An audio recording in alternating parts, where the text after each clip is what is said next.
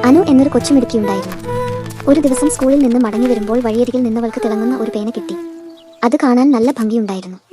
വീട്ടിലെത്തിയതും അവൾ ആ പേനയെടുത്ത് ഒരു പൂവിന്റെ ചിത്രം വരച്ചു. അത്ഭുതം! അവൾ വരച്ച പൂവ് ജീവനുള്ളതുപോലെ പേപ്പറിൽ നിന്ന് പുറത്തേക്ക് വന്നു. അതിന് നല്ല മണമുണ്ടായിരുന്നു.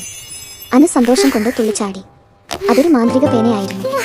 അവൾ ഒരുപാട് ചിത്രങ്ങൾ വരച്ചു. പാറിപ്പറക്കുന്ന ചിത്രശലഭങ്ങൾ, ചാടിമറിയുന്ന മുയലുകൾ, അങ്ങനെ പല. പക്ഷേ കുറച്ചു കഴിയുമ്പോൾ അവയെല്ലാം ചിത്രങ്ങളായി തന്നെ കുറച്ചുപോയി.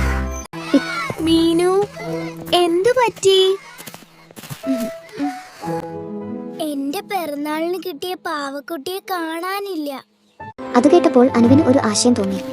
അവൾ മാന്ത്രിക പേനയെടുത്ത് മീനുവിന്റെ പാവക്കുട്ടിയെ പോലെ ഒന്നിനെ വരച്ചു. ആ പാവക്കുട്ടി ജീവനുള്ളതുപോലെ മീനുവിന്റെ കയ്യിലേക്ക് വന്നു. മീനുവിന്റെ സങ്കടമെല്ലാം മാറി. അവൾ സന്തോഷത്തോടെ ചിരിച്ചു.